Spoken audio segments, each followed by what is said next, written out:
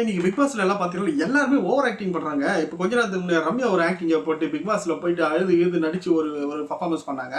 எதுக்கு நம்மளுக்கு எல்லாருக்குமே தெரியும். ஏன்னா நாமினேஷன் லிஸ்ட்ல அவங்க இருக்காங்க. சரி அவங்க தான் இந்த மாதிரி பண்றாங்க, அவங்க தான் பர்ஃபார்மன்ஸே பண்ணலையே, அவங்க கண்டிப்பா வெளில போயிடுவாங்க அப்படின்னா, இப்போ கொஞ்ச நேரத்துக்கு முன்னாடி கெமி அவங்களோட வேலையை ஸ்டார்ட் பண்றாங்க. கெமியா ஒரு ஆக்டிங்கை பண்றாங்க.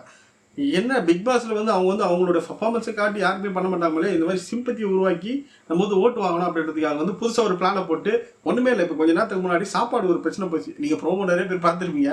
அது இப்போ தான் சாப்பாடு ஒரு பிரச்சனை போச்சுல, அந்த சாப்பாட்டில் காரம் அதிகமாகிடுச்சான். அங்கே ஹோட்டலுக்காக போய்க்கிறாங்க, நல்லா சோறு போட்டு நல்லா சாப்பிட்றதுக்கு காரம் அதிகமாகுது. அதை போய் நான் கேட்டேன், என்னை கேட்டாங்கன்னு பார்க்குறாங்க. இங்கே காரம் அதிகமாக இருந்தானா அந்த வீட்டில் சாப்பாடு கிடைக்கிறதே பெரிய விஷயம்.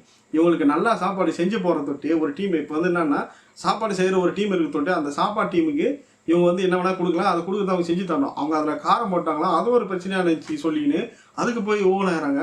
இது எந்த விதத்தில் நான் என்னன்னு தெரியல. ஏன்னா இவங்க இந்த மாதிரிலாம் அழுதா, அதாவது ஏதாவது ஒரு ரீசனை வச்சு ஆயிடும். அது அழுதா நம்மளுக்கு ஓட்டு கிடைக்கும் அப்படின்ற மாதிரி பண்ணுறாங்க.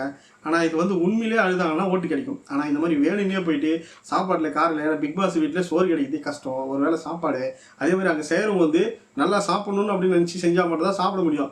ஏன்னா சனமாக செஞ்சாங்கன்னா யாராலையும் சாப்பிட முடியாது.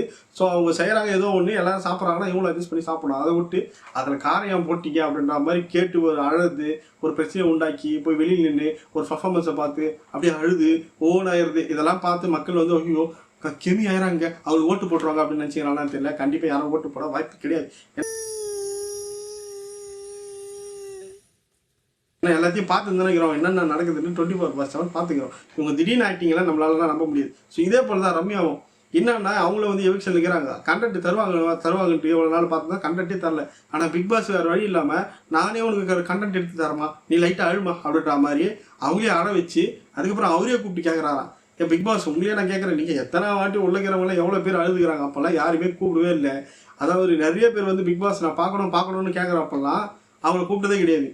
சம்மந்தமே இல்லை. ரம்யா இன்னைக்கு கொஞ்ச நேரம் அழுதாங்க, அதிகம் கூப்பிட்டு உள்ள உட்கார வச்சு அதை ஒரு கண்டென்ட்டாக பேசி, அதாவது இது மாதிரி 46 நாள் ஆயிடுச்சு நீங்கள் இப்போ பேசுறதுக்கு அப்படின்ற மாதிரி சொல்லி அது ஒரு விஷயமா பேசி அதை ஒரு கண்டென்ட் ஆக்கி அதே ஒரு ப்ரோமோவத்தை போட்டிருக்கீங்க பாருங்க, வேற லெவலு. ரம்யா வச்சு ஒரு கண்டென்ட் கொடுத்து அவங்க உள்ளே இருக்கணும் அப்படின்றது பண்ணுறீங்களான்னு தெரியல. ஸோ அதே ஃபார்மெட்டை இப்போ கெமி ஃபாலோ பண்ணுறாங்க. இப்போ நம்ம நல்லா அழுதுன்னு வச்சுங்க, அப்போ மக்களுக்கெல்லாம் நம்ம மேலே ஒரு சிம்பத்தி உருவாகும். அதனால மொத்த பேரும் நம்மளுக்கு ஓட்டு போட்டுருவாங்க அப்படின்ற மாதிரி செய்கிறாங்க. இது நடக்குமா நடக்காதான்றதை மக்கள் நீங்களே தான் பார்த்து சொல்லணும். ஸோ அடுத்த ஒரு சூப்பர் வீடியோவில் பார்க்கலாம்.